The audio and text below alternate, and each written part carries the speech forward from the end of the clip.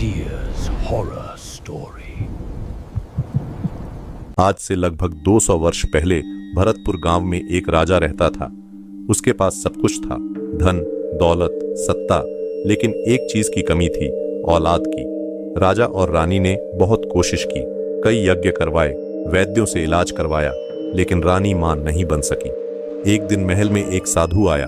उसकी आंखों में अजीब चमक थी। साधु बोला, हे राजन, अगर आपको संतान चाहिए तो आपको 100 बच्चों की बलि देनी होगी। यह सुनकर राजा के पैरों तले जमीन खिसक गई। वह ऐसा पाप नहीं करना चाहता था। उसने अपने वजीर से सलाह ली, लेकिन वजीर ने कहा, महाराज, यह निर्णय आपको और रानी को ही लेना होगा। जब राजा ने रानी से पूछा तो रानी बोली, मुझे अपना बच्चा चाहिए, चाहे इसके लिए कुछ भी करना पड़े। रानी की जिद के आगे राजा झुक गया। राजा ने पूरे राज्य में ऐलान करवा दिया, जो अपने बच्चे की बलि देगा उसे धन दौलत से माला माल कर दिया जाएगा, और जो मना करेगा उसका बच्चा जबरदस्ती छीन लिया जाएगा। धीरे धीरे 100 मासूम बच्चों को मौत के घाट उतार दिया गया। पूरा गांव चीखों से गूंज उठा, लेकिन फिर भी रानी गर्भवती नहीं हुई। गुस्से में राजा उस साधु के पास पहुंचा और बोला, तुमने हमसे झूठ क्यों कहा? तभी साधु जोर से हंसा और उसकी असली शक्ल सामने आ गई। वह कोई साधु नहीं, बल्कि एक ढोंगी बाबा था। वह पहले उसी राज्य का राजा था। अपनी बुरी आदतों और अत्याचारों के कारण जनता ने उसे गद्दी से उतार दिया था। वह बदला लेना चाहता था, इसलिए उसने मासूम बच्चों की बलि दिलवाई। सच जानकर राजा का खून खौल उठा।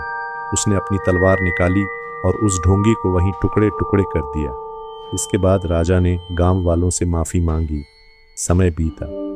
राजा ने दूसरी शादी कर ली। यह बात पहली रानी को बिल्कुल पसंद नहीं आई। 2 साल बाद दूसरी रानी ने जुड़वा बेटों को जन्म दिया।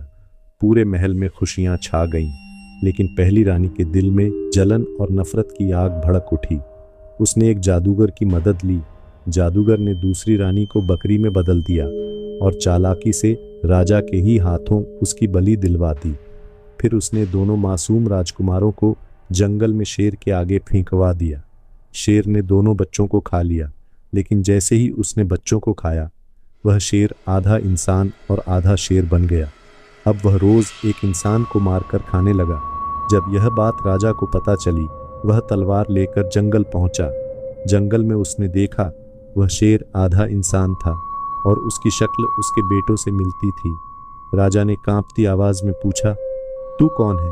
शेर बोला, राजन, आपकी पहली रानी ने आपके बेटों को मेरे आगे डलवाया था। मैं उन्हें खा गया और इस श्राप का शिकार हो गया। आपकी दूसरी रानी को भी उसी ने बकरी बनाकर आपके हाथों मरवा दिया। राजा की आंखों से आंसू बहने लगे। शेर बोला, मुझे आपके हाथों ही मुक्ति मिलेगी, तभी यह श्राप खत्म होगा। कंपते दिल से राजा ने अपनी तलवार उठाई और अपने ही बेटे के श्रापित रूप को मार दिया। अब राजा बदले की आग में पहली रानी को मारने महल लौटा, लेकिन रानी को खबर मिल चुकी थी। जैसे ही राजा उसके पास पहुंचा, रानी ने धोखे से पीछे से वार कर दिया। राजा वहीं ढेर हो गया। कहते हैं, आज भी भरतपुर के पुराने महल में आधी रात को तलवारों की आवाज गूंजती है और राजा की आत्मा अपनी पहली रानी से बदला लेने के लिए भटक रही है।